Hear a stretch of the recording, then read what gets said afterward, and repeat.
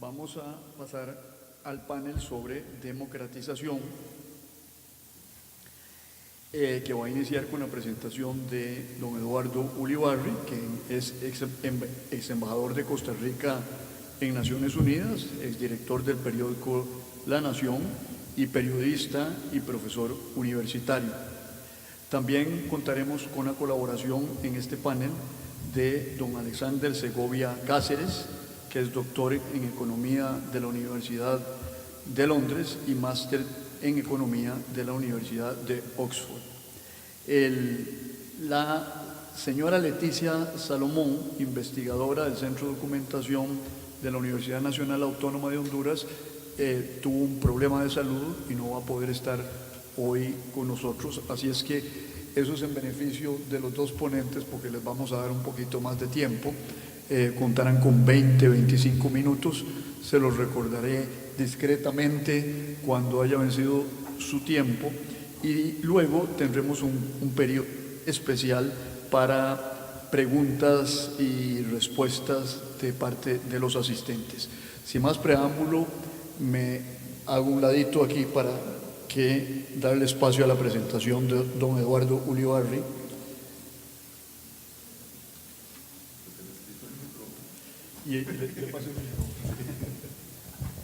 Bueno, muy buenos días. Es un gusto estar aquí para compartir con ustedes, bueno, incluyendo al expresidente Arias, a quien le agradezco que se haya quedado para estas presentaciones, algunas ideas sobre el tema que lleva de título esta presentación, o sea, son los déficits de la democracia. Quiere eso decir que mi propósito aquí, mi misión, mi mandato no es hacer un análisis del plan de paz y del impacto inmediato del plan de paz, sino de desafíos y déficits de la democracia en Centroamérica en este momento. Y sí quiero partir, Tino, ahí estás con un poquitillo, sí, porque yo creo que sería mejor si te pones de este lado. Sí. Bueno, ok. Ok. Bueno, quiero partir simplemente haciendo una cierta caracterización muy rápida, pues el presidente Arias y otros oradores ya la han hecho, del plan de paz de Esquipulas. O sea, Esquipulas tuvo una especificidad marcada por las circunstancias en que se produjo y obviamente por los elementos estructurales de Centroamérica en ese momento que incidían en esas circunstancias. El plan de Esquipulas no era un plan a largo plazo de desarrollo ni un plan a largo plazo de promoción de la democracia, era un plan orientado específicamente a resolver un conflicto, a abordar causas estructurales de ese conflicto, con el propósito, además, de crear bases, raíces para un desarrollo democrático y también para un desarrollo socioeconómico y la inclusión social en Centroamérica. Entonces, creo que todo eso lo cumplió, me parece que lo cumplió con creces, e indudablemente cuando examinamos la Centroamérica de hoy, como en gran medida ya expresó el presidente Arias, uno ve avances muy notables, incluso en ciertos aspectos de institucionalidad que siguen siendo uno de los grandes desafíos y una de las grandes debilidades de Centroamérica, en la forma en que se ha desarrollado la sociedad civil, una sociedad civil mucho más vigorosa, cuyos dirigentes, salvo algunas excepciones, sobre todo en Honduras, no tienen por qué temer por su vida, aunque todavía hay problemas de esa índole, estados de opinión pública bastante desarrollados y avances en desarrollo y mucho menos en inclusión, pero que hay que tomarlos en cuenta. Ahora, ¿cuáles son como algunos de los desafíos? Y voy a ir tratando de dar algunos datos en relación con cada uno de ellos. Aquí no le funciona el hipervínculo, pero Fernanda me va a ayudar en eso. Sin duda, Centroamérica en este momento manifiesta serios rasgos de debilidad política, económica y social. Y eso se manifiesta desde la crisis institucional que se ha desatado en Guatemala con la decisión del presidente Jimmy Morales de declarar non grato al comisionado Velázquez de la CICIG. Se manifiesta también con elementos de arbitrariedad política y de irrespeto a los procedimientos democráticos, incluso electorales en Nicaragua. Se manifiesta indudablemente con una serie de índices a los cuales me voy a referir en este momento, muy pronto, en cuanto al crecimiento del producto per cápita y otras variables, y se manifiesta en una debilidad institucional que todavía no hemos sido capaces de superar plenamente. Indudablemente también hay serias diferencias entre países, ¿verdad? Pero hay rasgos que compartimos, y uno de esos rasgos que compartimos tiene que ver con debilidades en la gobernabilidad y en la gobernanza. Un dato nada más: en Centroamérica ningún poder ejecutivo, salvo el de Nicaragua, gobierna con mayoría legislativa. Y sabemos en Nicaragua esa mayoría legislativa a qué se debe, o sea, es a un irrespeto de los procedimientos democráticos. Esto nos da una señal muy clara de la dificultad de la concertación y de la toma de decisiones que puedan aplicarse, y de reformas, sobre todo, que puedan incidir de una manera más robusta en mejorar las condiciones de vida de Centroamérica.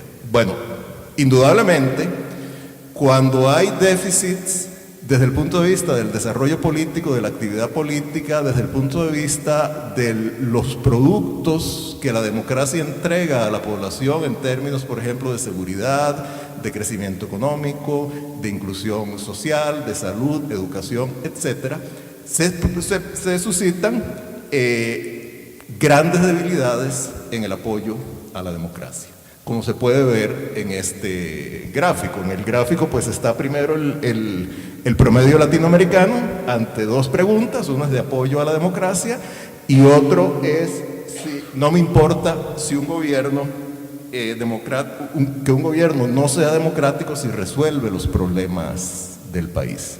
Y como ustedes pueden ver, un poco el orden de eso sigue en gran medida, quizás un poco con excepción del caso nicaragüense, pero sigue en gran medida las condiciones socioeconómicas de cada uno de los países. A mayores problemas y mayor insuficiencia en atender una serie de necesidades de la población, menor apoyo a la democracia. En el caso de Costa Rica, pues estamos en una situación relativamente buena. Estos son datos del Latinobarómetro. Hay otros estudios, hay uno que es del LAPOP, que es de Vanderbilt University.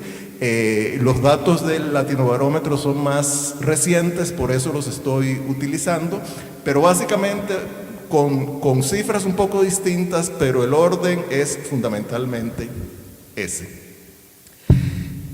Bueno, también el crecimiento económico en Centroamérica, sobre todo la distribución per cápita de ese crecimiento económico, también es bastante precaria. Y aquí podemos ver cómo ha venido creciendo el per cápita en Centroamérica. Es un crecimiento muy insuficiente, y sobre todo si a eso le añadimos la gran disparidad en la distribución del ingreso que existe en Centroamérica. Eso es un simple promedio, ¿verdad?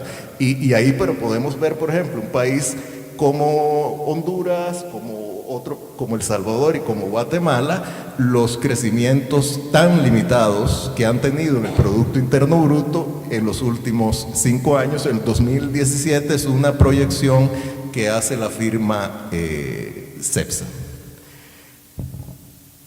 Luego, las economías, en gran medida, este escaso crecimiento en el per cápita pues refleja mucho las vulnerabilidades económicas. Somos economías que tal vez, con excepción en gran medida de la de Costa Rica y Panamá, estamos muy poco diversificadas. Hay prácticas a veces monopólicas internas, en eso no somos nosotros una excepción, que limitan mucho la capacidad de crecimiento.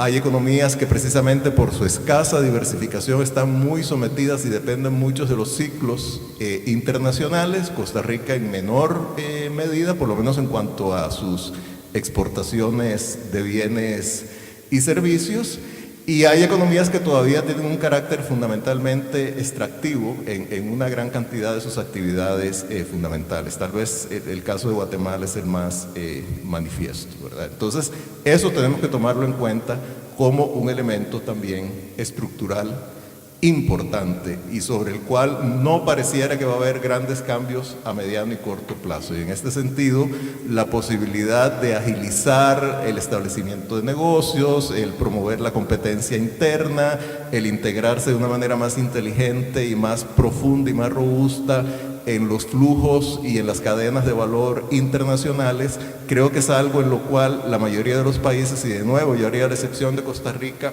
y en cierta medida también de Panamá, tenemos tareas pendientes sumamente importantes. Luego, el otro gran tema es el tema de la violencia en Centroamérica. Estos datos son muy variables, en fin, pero estoy tomando los que vienen de un estudio de una ONG estadounidense, Insight Crime, que ellos utilizaron cifras del 2016, y luego también en cuanto al problema que la gente más menciona como el que más la afecta, pues también son datos del Latino Barómetro. Bueno, Centroamérica, indudablemente, si uno hace un promedio, es la zona que no está en guerra, donde hay más homicidios en el mundo, ¿verdad? Y eso es sumamente preocupante.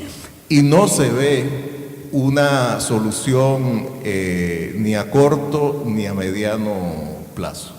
Es un problema que tiene raíces muy estructurales en algunas de nuestras sociedades, sobre todo en el Triángulo Norte. Es un problema que también tiene raíces y está plenamente conectado con dinámicas transnacionales, sobre todo la delincuencia internacional organizada y en particular el narcotráfico, que también tiene una interacción que a veces es muy perversa con las políticas que ha seguido, y yo creo que van a ser peores todavía, o que han seguido sucesivas administraciones estadounidenses para abordar el tema de la violencia en Centroamérica, con un énfasis a veces desmesurado en la llamada guerra contra el narcotráfico y con muy poca dedicación a la promoción del desarrollo y sobre todo a la institucionalidad en nuestros países. E indudablemente es un factor de corrupción, es un factor que además estimula la intervención de sectores militares en la vida civil, sobre todo teóricamente para patrullar y generar seguridad en las ciudades, y que por ende todas esas manifestaciones es una fuente de corrupción, es una fuente de costos. Todo eso tiene grandes consecuencias. Y aquí también me quería referir a los altos costos del delito. Aquí podemos ver, bueno, esta es la subregión centroamericana, si la comparamos con otras regiones de América Latina, hemisferio o subhemisferio, digamos, que de por sí es bastante violento, ustedes podrán ver que los costos del delito en Centroamérica como proporción del Producto Interno Bruto, y estos son datos de un estudio del BID, se acercan al 4,5%, y eso es un costo sumamente alto. Y luego aquí viene por países, y bueno, aquí hay distintos componentes en ese costo. Por ejemplo, en el caso de Costa Rica, en gran medida, el principal componente de ese costo tiene que ver con la operación del sistema judicial y del sistema penitenciario. No es tanto el costo directo de la violencia sobre el desempeño de las empresas, ¿verdad? Entonces uno podría decir, bueno, es un costo que tiene impactos menos negativos, pero de todos modos le pone una presión muy grande a la economía de los países, y en este caso también a la economía costarricense. El otro gran tema que es transversal es la corrupción. Y digo yo transversal porque la corrupción no diferencia de nacionalidad, etnia, rayo ideológico, partido político, desgraciadamente, ¿verdad? Y si uno ve la repartición de Odebrecht, la compañía de construcción brasileña en América Latina, pues podemos ver que es absolutamente ecuménica en términos ideológicos, ¿verdad? Ahora, aquí esto es simplemente una percepción de corrupción, según los estudios que hace Transparencia Internacional. Eso siempre hay que ponerle un signo de interrogación porque son percepciones, ¿verdad? Y de ciertos sectores, sobre todo gente que está en el mundo de los negocios. En este caso, a más alto el índice, mejor está el desempeño en cuanto a corrupción. Y como ustedes pueden ver, bueno, Costa Rica, lo ideal para cualquier país sería estar en los 80, ¿verdad? De los 80 para arriba, pero bueno, Costa Rica no está tan mal y sobre todo hay una enorme diferencia, 32 puntos en cuanto a percepciones de corrupción entre Costa Rica y Nicaragua y 30 puntos en percepciones de corrupción entre Costa Rica y Honduras. Pero a esto hay que añadirle una serie de problemas que se han manifestado y se siguen manifestando en Centroamérica. La corrupción, por ejemplo, se ha manifestado de manera ya muy directamente vinculada al desempeño gubernamental y político, sobre todo en Guatemala y en Honduras. Ustedes recordarán que el presidente Otto Pérez Molina de Guatemala, la vicepresidenta Roxana Valdetti tuvieron que renunciar y bueno, y están en la cárcel por cargos de corrupción. Ese movimiento que en gran medida se basó en la acción de la CICIG, que es la Comisión Internacional contra la Corrupción en Guatemala, y además de la Fiscalía de Guatemala, en este momento encabezada por Telma Aldana, pues condujo a un cambio político y vino un gobierno que supuestamente iba a ser reformador, un presidente, Jimmy Morales, o un candidato presidencial, ex comediante de televisión, que ahora es el presidente, que básicamente su lema de campaña era "yo no robo". Díganme cualquier otra cosa, pero yo no robo. Bueno, ayer Jimmy Morales declaró non grato al comisionado de la CICIG por tratar él y la fiscal general de que se le despoje, iniciar los trámites para que se le despoje de la inmunidad por presuntas irregularidades en el financiamiento político. Si estratégicamente esta fue una buena decisión del comisionado y la fiscal general, eso es algo que no me atrevo en este momento a discutir, tampoco está sobre la mesa, pero el hecho objetivo es que se toma una decisión política en contra del comisionado de una comisión que ha sido fundamental para promover el Estado de Derecho en Guatemala y que cuenta no solo con el respaldo de la organización que le dio origen, que es las Naciones Unidas, sino de la comunidad internacional. O sea, lo que se está jugando Jimmy Morales con tomar esa decisión es muchísimo, y esto revela pues la precariedad que todavía hay en nuestros países. En El Salvador hay 3 expresidentes procesados, uno de ellos falleció, uno en la cárcel, el otro disque asilado, pero realmente huido hacia Nicaragua. Y bueno, y una de las personas que en este momento se ha convertido, digamos, en un referente de la lucha contra la corrupción en El Salvador es el fiscal general, Douglas Meléndez. En Nicaragua ya sabemos lo que sucede con la corrupción, en Honduras lo que ha sucedido con un desfalco en el Seguro Social, del cual algunos dineros llegaron para financiar la campaña del actual presidente Hernández.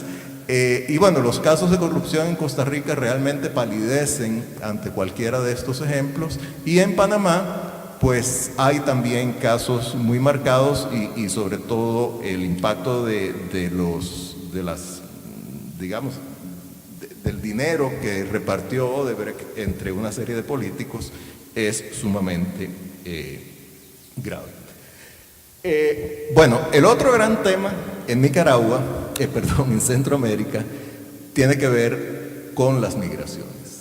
O sea, una región del mundo, sobre todo 3 países en este caso, que son más que todo, ¿verdad? Guatemala, Honduras y El Salvador, en menor medida Nicaragua, y en el caso de Panamá y de Costa Rica es insignificante, pero que expulsa tan alta cantidad de población, y normalmente población que es económicamente activa, es una pérdida de capital humano muy grande, por un lado, y es también un reflejo de las precarísimas condiciones de vida que existen en Centroamérica.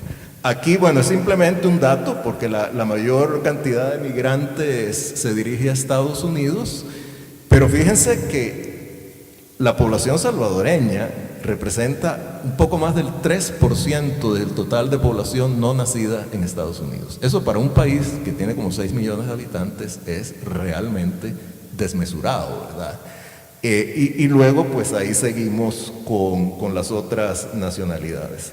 El otro elemento que uno podría decir es positivo, pero a la vez es distorsionante de las economías, tiene que ver con las remesas. Las remesas, como ustedes pueden ver, representan unos porcentajes enormes del Producto Interno Bruto en los respectivos países, sobre todo El Salvador y Honduras. Han venido creciendo el año pasado. Estos son remesas que se originan sobre todo en Estados Unidos, pero en el caso de Nicaragua hay remesas que se originan en Costa Rica, Panamá, pero básicamente es Estados Unidos. Eso también revela pues un problema estructural de la economía y además distorsionante de la economía, que a veces incluso incide en el tipo de cambio.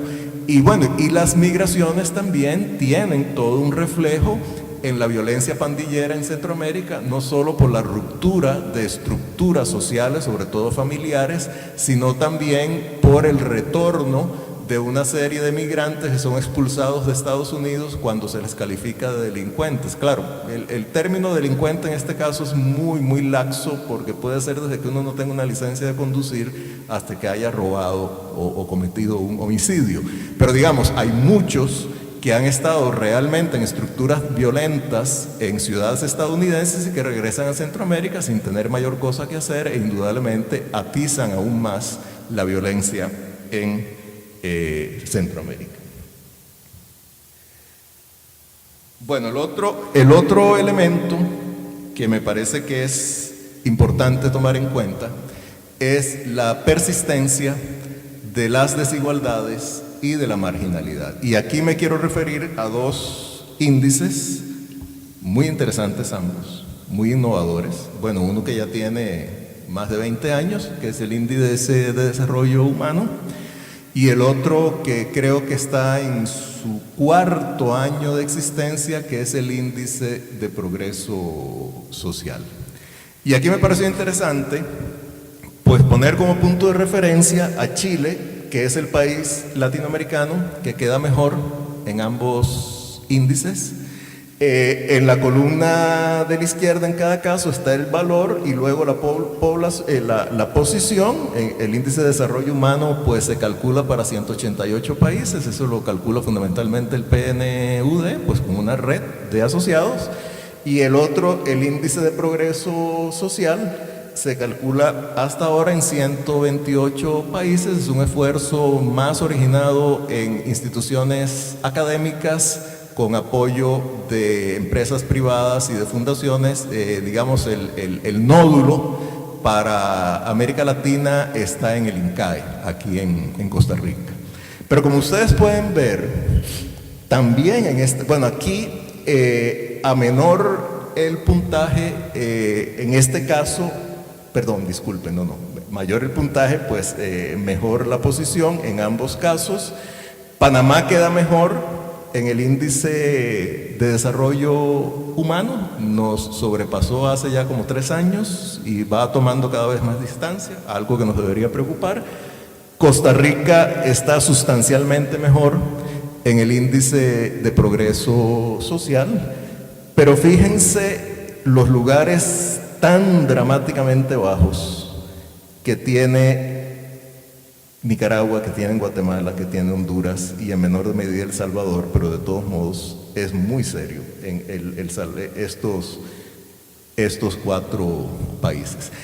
Y si nos referimos nuevamente a los datos del Latinobarómetro sobre adhesión a la democracia, prácticamente son un espejo en cuanto al orden de apoyo, de grado de apoyo a la democracia de estos índices. Entonces, bueno, esto es todo en cuanto a los datos que quería compartir con ustedes, y quisiera pues ya encaminarme un poco hacia el cierre de la...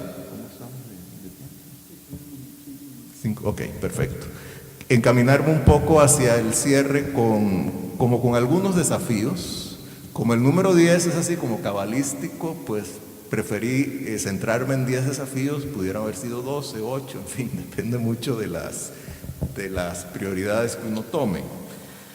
Pero bueno, yo creo que un desafío que es una base indispensable, sobre todo para las políticas sociales, indispensable pero insuficiente, necesaria e insuficiente, es el crecimiento económico. E indudablemente un crecimiento económico que debe ser estable. Centroamérica, digamos, en cuanto a la calidad de sus políticas macroeconómicas, ha venido evolucionando positivamente, aunque tenemos grandes problemas. Digamos, Costa Rica tiene un problema de calidad en cuanto a sus políticas macroeconómicas fiscales, ¿verdad? Tenemos éxito en otros ámbitos de política macroeconómica. Hay países que privilegian mucho el equilibrio fiscal, como Guatemala, pero que tienen otros problemas muy serios, ¿verdad? En cuanto a política macroeconómica, pero sobre todo en cuanto a política social. Pero bueno, la diversificación de las economías, la modernización de las economías, su inserción en los flujos internacionales de valor, a pesar, digamos, de todas las disfuncionalidades que puede tener la globalización en algunos aspectos, es fundamental para tener una base sobre la cual construir una política de inclusión y de desarrollo social y de desarrollo humano suficientemente vigorosa. De lo contrario, seguiremos, ya no es el caso de Costa Rica, dependiendo de la cooperación internacional para medio solventar algunos problemas muy específicos. Indudablemente la distribución del ingreso y la inclusión social son temas también sumamente importantes. La desigualdad no solo es inaceptable en sí misma, sino que es un factor de desestabilización social y de desestabilización política, eventualmente. E indudablemente, la exclusión, que no es lo mismo, pues también es un factor muy importante. En Costa Rica ha estado creciendo la desigualdad, sin embargo, tenemos políticas de inclusión social que en gran medida compensan esto. En otros países hay una gran una gran desigualdad en el ingreso y no hay políticas de inclusión social, y entonces eso genera muchas veces la violencia, no tanto la pobreza en sí mismo. Entonces todo esto nos lleva a la necesidad del desarrollo humano, que tiene que ver con educación, que tiene que ver con salud, etc. Algunos países de Centroamérica que ya pasaron, si se quiere, el umbral de una mano de obra hiperbarata para atraer inversión extranjera directa, pero que no han dado el salto de mejorar la calidad de ese recurso humano, se encuentran en este momento en situaciones muy precarias. Y yo diría que el caso de El Salvador es uno de ellos. Todavía en Guatemala y en Honduras y en Nicaragua hay situaciones un poco diferentes. El tema del combate a la violencia es de los desafíos más complejos y casi, y perdonen una afirmación tan pesimista, casi más intratables que existen, porque incluso no solo depende de políticas nacionales, sino depende de políticas internacionales. Incluso el éxito, por ejemplo, que haya en la lucha contra el narcotráfico en algún país se traduce en que haya traslados de flujos o un proceso tan ejemplar como el de paz en Colombia, que ha ido un poco aparejado a la decisión del gobierno, que en términos de salud pública y de política interna está totalmente justificada, de dejar de fumigar con agroquímicos para destruir las plantas de coca, ha hecho que aumente la producción de coca en Colombia y por ende los flujos de droga por Centroamérica hacia Estados Unidos. y las políticas de guerra contra el narcotráfico de la administración estadounidense, que no van a hacer sino tornarse más severas, pues generan estamentos militares más robustos en nuestros países, saltan un poco los límites entre lo civil y lo militar y tienen consecuencias muy severas. Creo que la renovación y el fortalecimiento de los partidos políticos es una tarea pendiente. Digamos, la dispersión de partidos políticos que hay en Guatemala es incluso muy superior a la de Costa Rica, con una práctica ausencia de tradición de partidos políticos. En El Salvador, que ha habido una especie de bipartidismo, pero eso ha conducido a una polarización de la vida política y de la vida social y de la vida económica sumamente negativa, y como les dije, el único país en Centroamérica donde el Ejecutivo gobierna con mayoría legislativa es Nicaragua, por razones que no son precisamente las más democráticas que uno se puede imaginar. Creo que el apego a la gobernanza, y aquí hablo en un sentido muy general, no solo la gobernabilidad desde el punto de vista del Estado, sino también la gobernanza en cuanto al Estado en relación con otros sectores de la sociedad, es fundamental de mejorar en Centroamérica. La independencia de los poderes, vemos que ha habido atisbos de fortalecimiento de poderes judiciales. En el caso de Guatemala es uno de los más ejemplares, pero de pronto eso topa contra resistencias muy fuertes que pueden no dar al traste, porque yo diría que mucho de lo que se ha avanzado en Guatemala es irreversible, pero sí pueden generar un traspiés muy severo. Vinculado a esto, el fortalecimiento institucional alrededor de instituciones eficaces y eficientes. No se trata simplemente de crear instituciones, en eso los costarricenses pues tenemos un historial que no es precisamente el mejor, ¿verdad? En cuanto a cantidad de instituciones, muy fuertes la mayoría y que a veces se pisan la cola entre ellas, sobre todo para avanzar en una serie de proyectos. El combate a la corrupción y a la impunidad, que es otro tema fundamental en nuestros países. Y yo creo que el gran tema emergente de índole internacional son las relaciones con Estados Unidos. Bueno, todo esto, y ya se me acabó el tiempo, pero por sí se me acabó lo que podía decir, ¿verdad? Entonces, yo creo que nos lleva tal vez a una conclusión muy general. Primero, la premisa de la cual partí, el plan de Esquipulas fue un plan con una especificidad. Esa especificidad yo creo que se cumplió plenamente. De ahí en adelante, pues hay otra serie de elementos de los cuales dependía y ha dependido el desarrollo social, político, económico, humano de Centroamérica. En ese sentido tenemos serios déficits.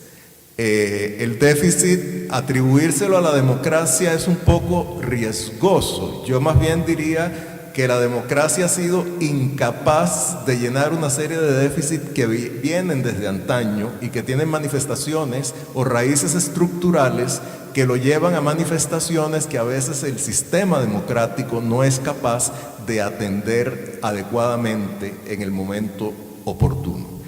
Pero sí me atrevería a decir que la democracia en Centroamérica ha adquirido ciertas raíces institucionales, raíces electorales profundas, a excepción de Nicaragua. Tenemos esa sociedad civil mucho más dinámica, diversa, con conexiones y redes internacionales que le dan un sustento y una capacidad de acción interna mayor, y todo esto son avances, pero yo me temo que si en Centroamérica no se producen transformaciones estructurales, digamos una nueva generación de transformaciones estructurales, pues hay por lo menos algunos de los países que difícilmente van a salir de la precariedad y más bien podría empeorar en que están en este momento. Eso sería por el momento. Muchas gracias. Muchas gracias, Eduardo. Y ahora le voy a ceder la palabra a don Alexander Segovia para que haga su presentación. Bueno, muy buenos días. Gracias a la Fundación Arias y a la Escuela de Ciencias Políticas por invitarme a este evento, que lo considero de mucha importancia. Yo le agradezco a don Eduardo porque ya presentó mucha información que me va a servir a mí para avanzar rápido en más bien un análisis más cualitativo. Yo la presentación para el debate, y ojalá que genere algún debate, quiero dividirla en dos. Uno, el contexto, el aporte del plan de Esquipulas 2, y dos, hacer un poco lo que hacía don Eduardo, es decir, ahora, después de 30 años, ¿qué hemos aprendido o qué no hemos aprendido? ¿Qué lecciones podemos sacar de lo que ha pasado? Que obviamente no se le puede achacar casi nada o mucho al plan Arias, es decir, en los últimos 30 años hemos tenido globalización, transformación estructural, hemos tenido cambios importantes en las economías y en las sociedades, por lo tanto, sería muy arriesgado achacarle a un plan lo que está sucediendo ahora o no. Simplemente yo creo que, pero sí es un buen punto para reflexión después de 30 años, lo que decimos en El Salvador, bueno, ¿qué nos pasó en El Salvador que después de tener unos acuerdos de paz ejemplares, una negociación importante, donde nunca se disparó un arma, de hoy tenemos más muertos que en la guerra? ¿Qué nos pasó? ¿Qué pasó en esos 30 años? En ese sentido voy a hacer una reflexión. Primero, entonces, el plan Arias, el plan Arias y el plan de Esquipulas, como se llamó también, es importante porque si uno lo pone en el contexto histórico cuando ocurrió, yo sí creo que es clave y es de reconocer, y aquí a don Oscar Arias reconocerle, porque en realidad cuando uno conoce lo que pasó en Centroamérica, hoy que sabemos de los archivos desclasificados de la CIA, de la KGB, lo que cuentan los actores, en realidad estábamos en un polvorín, que estuvimos a punto de entrar en una gran confrontación militar de este-oeste. En realidad se le paran los pelos a uno cuando escucha las historias y lee los documentos desclasificados. Que eso nos tiene que llevar a una gran reflexión. Es decir, mucho de lo que pasó en los 80 nosotros creíamos que era nuestro, pero en realidad estaba en función de intereses extrarregionales y mundiales. Y yo creo que esta es una lección que tenemos que aprender hoy también. Mucho de lo que ha pasado en los últimos 30 años y lo que pasa ahora tiene que ver con intereses geopolíticos estratégicos en la región. Antes eran políticos, hoy son más bien económicos, pero los intereses ahí están. Y yo quiero recordar aquí una frase de Víctor Bulmer Thomas en su libro La economía de Centroamérica de 1920. Él tiene una frase que es categórica, brutal si uno quiere, después de analizar la región. Dice: desde 1920 en Centroamérica no ha habido ningún cambio relevante si no ha sido impulsado por un actor externo. Se refiere básicamente a la economía, pero también a lo social. Y entonces digo esto porque en los 80 en Centroamérica, mucho del conflicto, nosotros pusimos los muertos, pusimos los heridos, pusimos los desaparecidos, pero estamos en medio de una lucha muy importante. Y ahí es donde el plan de Esquipulas creo que tiene, visto ahora hacia atrás, tiene un gran mérito. Tiene un gran mérito de reivindicar la región, lo nacional, de reivindicar lo interno, de reivindicar la dimensión estructural y, lo que es más importante, de reivindicar una salida política negociada. Ese, en mi opinión, es el principal mérito que hoy, visto hacia atrás, conociendo los juegos, los intereses que estaban, uno le puede achacar al plan de Esquipulas. ¿No? Y eso no es poco. No es poco, no se veía. Aquí veo que hay estudiantes, muchos jóvenes. Yo estaba en ese momento en la UCA. Nosotros le llamamos en El Salvador la generación de los economistas de la guerra. Nosotros en la UCA estábamos convencidos, yo, de que me iba a morir en medio de la guerra. De que no iba a conocer un país en paz. Y a la vuelta de 5 o 6 años estaba la paz firmada. Por lo tanto, cuando uno cree que las cosas no funcionan, de repente funcionan. Y en ese sentido, este proceso interno que sirvió de contrapeso para detener intereses externos, creo que es muy importante. Y dentro de eso, para terminar, quiero referirme al tema. El plan de Esquipulas tenía como 3 pilares, ¿no? Paz, democracia, desarrollo. Obviamente, si uno lo ve en un contexto histórico, lo que más salta como positivo es el tema de la paz. Pero hoy entendemos que hay distintos tipos de paz. Esa es otra gran lección que yo creo que debemos aprender. En aquel momento era detener los conflictos armados internos, detener las armas, detener la violencia armada y detener la violencia política. Y eso se logró de una manera impresionante. Yo recuerdo que en los 90 Centroamérica era puesta como una de las regiones donde había funcionado mejor los acuerdos de paz y eso es un gran mérito. Digo, se logró detener las guerras, los conflictos. Lo que sabemos ahora, que no basta con detener las armas, ni los fusiles, ni los cañones, para que haya paz social. Y el caso más típico, me parece, y voy a hablar de mi país, de El Salvador, ¿no? O sea, en su momento, El Salvador hubo un empate militar, 12 años de guerra, 80.000 muertos, unos acuerdos de paz paradigmáticos. Uno de los ejércitos guerrilleros, ahora un comandante, es presidente de la República. Es decir, unos acuerdos de paz que en términos políticos han sido de los más exitosos de la historia. Nunca hubo un asesinato político después de los acuerdos, nunca se gastó una bala. Entonces se ponía como ejemplo de que es la forma de hacerlo. Qué bueno que se logró. Pero a los pocos años surgió otro tipo de violencia, que ya no es violencia política, sino que es una violencia social, donde cada año tenemos alrededor de 24.000 muertos, 25.000 muertos. Hoy tenemos más muertos, ya de lejos superamos en la última década los muertos de la guerra. En este momento se está muriendo alguien en El Salvador, están asesinando a alguien en El Salvador.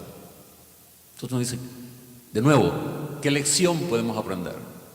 Yo creo que hay que diferenciar, y este es un tema que se está trabajando en algunas dimensiones académicas, es decir, los distintos tipos de paz y cómo hay que tratar los distintos tipos de paz. Y aquí vengo a una de las virtudes del plan de Esquipulas y después a una de las grandes, lo que usted llamaba déficit, yo lo voy a plantear en otros términos. Es decir, la lectura que hacía el plan de Esquipulas y la lectura que se hacían internamente en Centroamérica ponían mucho énfasis en la dimensión estructural de los conflictos. Bueno, aquí mismo se ha repetido, ¿no? Es decir, los conflictos, más allá de su dimensión internacional, más allá de su dimensión de guerra fría, tenían una causa estructural vinculada con situaciones de desigualdad, de pobreza, de marginalidad, etc., ¿no? Y también tenían a la base el tema de la falta de democracia. Yo quiero citar acá lo que decía uno de los principales ideólogos de El Salvador de las negociaciones del gobierno, que decía, le preguntaron una vez por qué se resolvió, por qué fue tan exitoso los acuerdos de paz de El Salvador. Si El Salvador que salió de la guerra es más pobre que el que entró a la guerra. Pero ¿por qué se resolvió la paz? ¿Significa que la pobreza no es importante? Y él decía una cosa, no, el conflicto se resolvió en El Salvador porque satisfizo las necesidades políticas de los dos actores de la guerra. A la guerrilla le resolvió el problema del acceso al poder, que históricamente se le había negado, elecciones no se respetaban, fraudes electorales. Entonces dijeron, bueno, si no se puede por las buenas, que sea por las malas. Si no nos ganan en la urna, vamos a hacer el gane desde las guerras. Y los acuerdos de paz resuelven el tema del acceso al poder, a tal punto que ahora el FMLN es la principal fuerza política. Más exitoso que eso no puede haber. Pero en la otra dimensión, en la dimensión estructural, lo que está a la base, yo el ejemplo que pongo es que la causa estructural de la pobreza es como la piscina. Entre más agua tiene, si la piscina tiene agua, están las condiciones para que crezcan peces grandes. Y la dimensión estructural, desgraciadamente, y este es mi opinión, el gran déficit, no se ha resuelto y en muchos casos se ha deteriorado mucho más la dimensión estructural de la violencia en Centroamérica. Es decir, las condiciones de pobreza, de desigualdad, de marginalidad, han habido mejoras importantes, sin duda alguna, pero Centroamérica sigue siendo la región más desigual del planeta. Y aquí hay una muy mala noticia para Costa Rica. Costa Rica en los últimos 2-3 años, según la CEPAL, es el único país en América Latina donde la desigualdad ha aumentado. El único en América Latina. Entonces, pese a todos los logros que tiene Costa Rica. Entonces, lo que quiero señalar en este punto es que hay que aprender lecciones. Centroamérica nos dice hace 30 años de que es importante la gestión política, son importantes los acuerdos de paz, que la paz se puede lograr cuando hay buena negociación, cuando hay visión. pero también nos dice después de 30 años que si no se resuelven los problemas que están a la base sociales, la violencia vuelve de distintas maneras. La violencia vuelve siempre de distintas maneras, más temprano que tarde. Y hoy estamos en un gran lío en Centroamérica. A principios del siglo XXI, donde con esos números que se planteaban ahí, obviamente Centroamérica está no solo con su principal problema de violencia e inseguridad, sino que hoy, más que hace 30 años, está más dividida y diferenciada que nunca.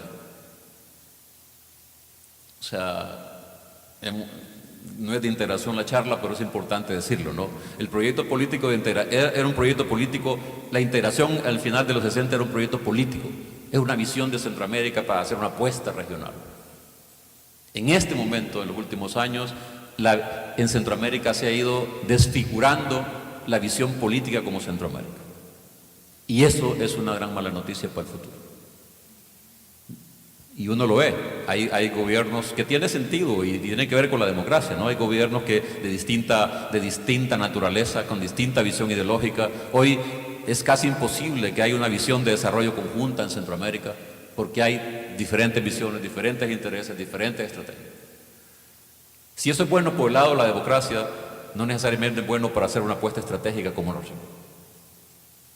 Entonces ahí tenemos un reto importantísimo. Yo creo que el proceso de integración nunca ha tenido una crisis política como la que tiene ahora. Claro, a eso me le contrapone diciendo, sí, pues el comercio está aumentando, sí, por supuesto, y el comercio va a seguir aumentando. No, pero me refiero a como proyecto, como apuesta política, Centroamérica está en serias dificultades en este momento. Entonces, quiero cerrar esta parte diciendo, Esquipulas II tuvo la gran virtud de centrarse en lo interno, de buscar una salida a la paz. Después de 30 años, creo yo que tenemos que aprender lecciones y con esto voy a ir finalizando. Hay 3 o 4 lecciones que son importantes. Primero, el tema que ya lo mencioné, hay que distinguir entre paz política y entre paz social u otros tipos de paz. Lo que en Centroamérica nunca ha habido, obviamente con notables excepciones como Costa Rica y Panamá, pero en el resto no, es paz social. Y la paz social solo se logra con un modelo de desarrollo inclusivo, ¿no? con un Estado fuerte que distribuya y con una sociedad cohesionada. Eso hoy no lo tenemos y más que nunca hace falta, sobre todo porque hace 30 años no teníamos la globalización como la tenemos ahora. No es lo mismo pensar el desarrollo con globalización que sin globalización o como la tenemos ahora. Y ahí hay un tema importante. Otra lección tiene que ver en lo mismo, es con las formas distintas de violencia. Por supuesto, hace 30 años, ¿quién se imaginó que 20 años después la violencia en el Triángulo Norte iba a ser de las pandillas, de los mismos muchachos y muchachas? Nadie se podía imaginar eso. Al contrario, había un optimismo desbordado. Creo que ese optimismo yo creo que no era malintencionado, era un optimismo que no tomaba parte la otra historia, porque ninguno de los acuerdos de paz, el salvadoreño que fue el más exitoso, ni el guatemalteco, que era el más amplio pero el que menos se ha cumplido, ni el nicaragüense, ninguno de los 3 acuerdos de paz enfrentó de manera seria la dimensión estructural y social. Ninguno. Y esto creo que es una gran lección. De hecho, en Colombia ahora hay una discusión, nos ha invitado ahora y hemos estado allá, estamos asesorando al gobierno algunas cosas y nos preguntaban hace poco, ¿cuál es la lección que da Centroamérica a Colombia? ¿Qué le podemos decir a Colombia que no se haya dicho? Yo les decía, muy simple. Después de 30 años, ustedes desde el mismo inicio tomen en cuenta la dimensión estructural. Si no la tomen en cuenta y solo se quedan en la dimensión política y militar, a la vuelta de años Colombia estará igual que nosotros. Claro, decirlo es fácil, hacerlo es difícil, porque una cosa es llegar a un acuerdo político, que al final lo llegan entre las 2 fuerzas que hacen la guerra, y otra cosa es hacer reforma económica, que requiere la participación de otros actores de la sociedad. Y ahí está el gran problema, que los actores que firman la paz son los que hacen la guerra, pero no necesariamente son los que hacen el desarrollo. Y entonces, otra lección es que se necesitan acuerdos posteriores, ya no políticos, sino que sociales y económicos, para impulsar procesos de desarrollo. Y en esos acuerdos tienen que entrar otros actores que no son necesariamente los que hacen la guerra.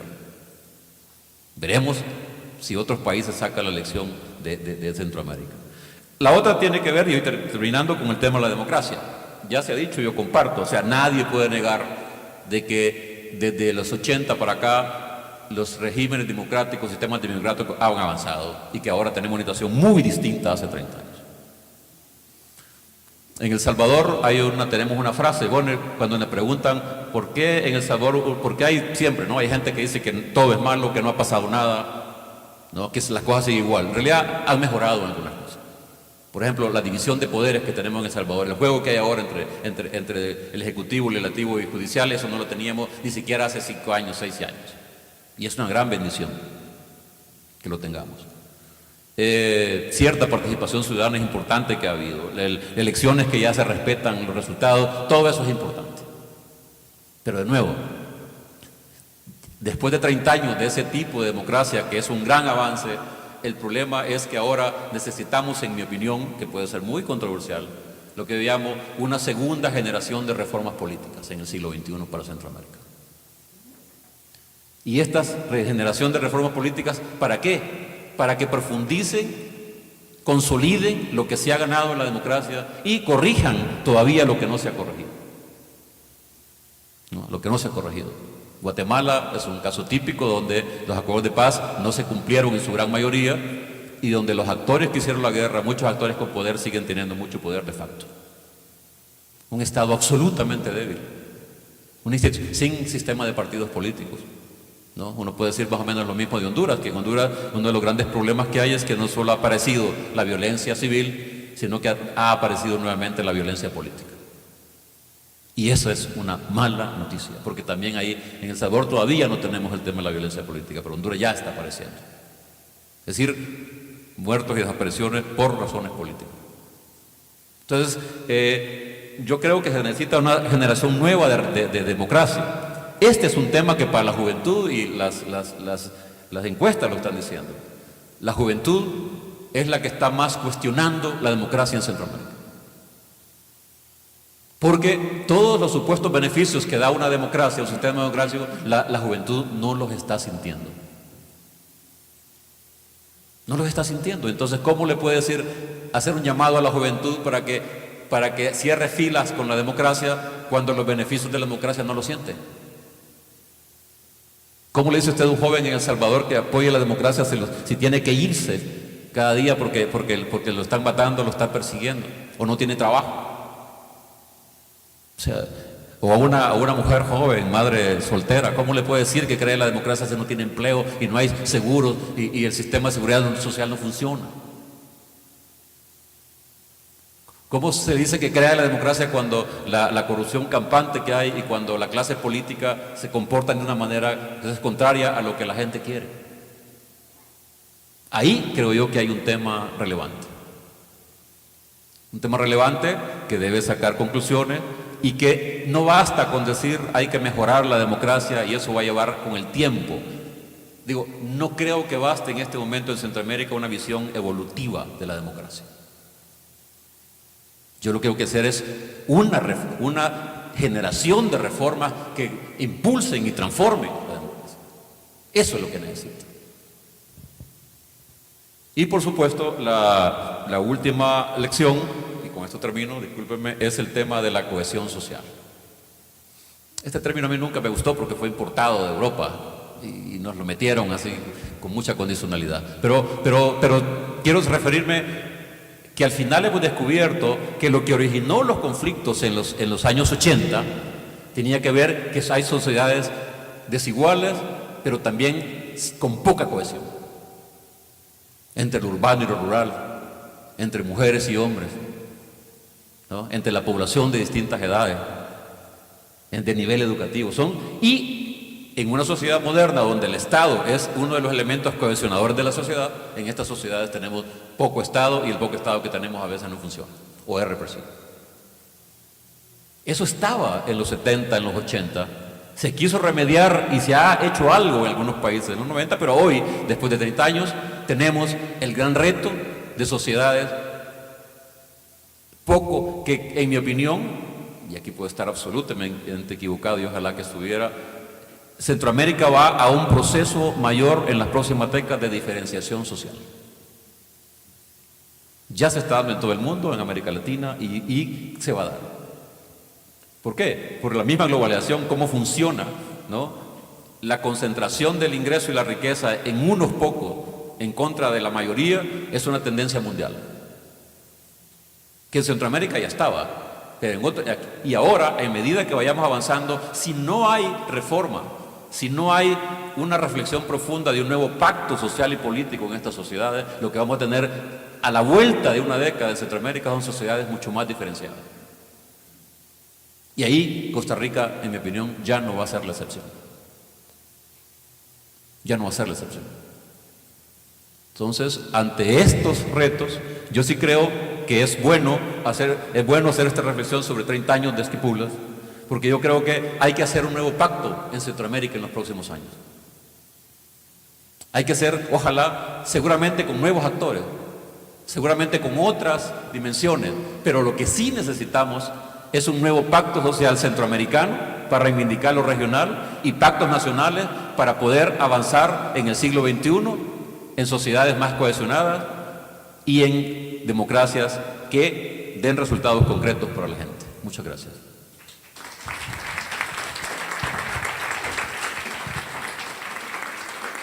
Muchas gracias, Alexander. Antes de pasar al almuerzo, los organizadores me piden que yo haga una especie de resumen de 5 minutos, que prometo ser escrupuloso en eso, sobre lo que aquí se ha discutido. Cuando estábamos en medio de la crisis centroamericana, de los 80, se discutían dos grandes tesis. Había un sector que sostenía que las causas del conflicto eran endógenas, nada más. Otro sector sostenía la visión, yo diría, maniquea de Reagan, de que todo obedecía a la injerencia de la Unión Soviética y de Cuba en la región. La realidad era de que lo que sucedía eran las dos cosas.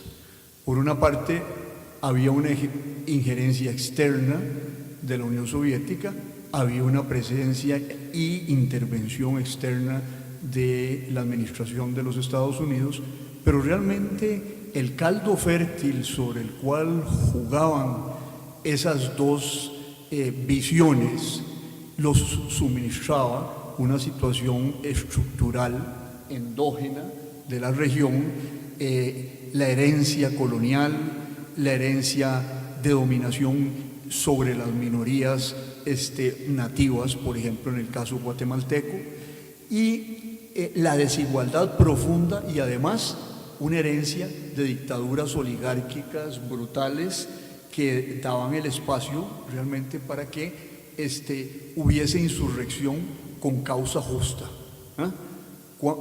Nicaragua, los Somoza, Tiburcio Carías Andino con su residuo en Honduras, las dictaduras militares genocidas en Guatemala.